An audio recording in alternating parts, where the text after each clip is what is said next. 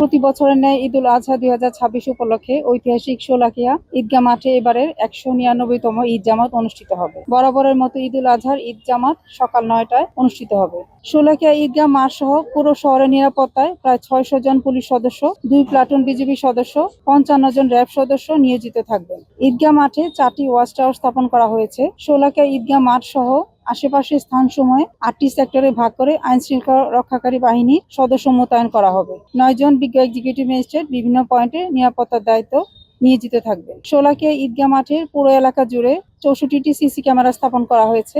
এছাড়াও শহরে গুরুত্বপূর্ণ স্থানে চেকপোস্ট স্থাপন করা হবে। জনস্বাস্থ্য প্রকৌশল অধিদপ্তরের তত্ত্বাবধানে 50টি অস্থায়ী অজুখানা, 20টি স্থায়ী টয়লেট, 20টি ইউরিনাল ব্যবস্থা থাকবে।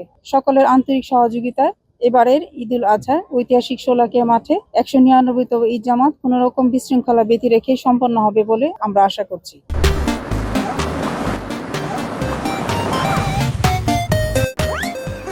যারা মুসল্লি আসবেন নামাজে, তারা যেন কিছু ফরমেশন মেনটেন করে আসবেন। একটা হচ্ছে শুধু জায়নামাজ নিয়ে আসবেন, কোনো টর্চ লাইট অথবা ম্যাচ লাইট যা আছে, কোনো ম্যাচ বা অন্যান্য কিছু নিয়ে আসবেন না।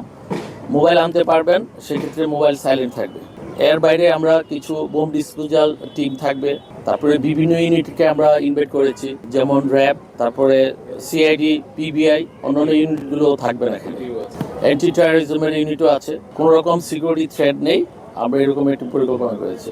পবিত্র ঈদুল আজহার নামাজে সার্বিক নিরাপত্তা নিশ্চিতকল্পে আমরা যে সকল ব্যবস্থাগুলো গ্রহণ করেছি তার মধ্যে কন্ট্রোল রুম স্থাপন, ওয়াচ টাওয়ার, অবজারভেশন পোস্টের মাধ্যমে সার্ভেলেন্স নিশ্চিত করা হবে, চেকপোস্ট ও মোবাইল টহলের মাধ্যমে সন্দেহভাজন ব্যক্তিদের গতিবিধি পর্যবেক্ষণ ও তল্লাশি কার্যক্রম অব্যাহত থাকবে, ড্রোন ও বাইনোকুলারের মাধ্যমে সার্ভেলেন্স অব্যাহত থাকবে, সিসিটিভি সার্ভেলেন্স সহ সন্দেহজনক গাড়ি তল্লাশি অব্যাহত থাকবে।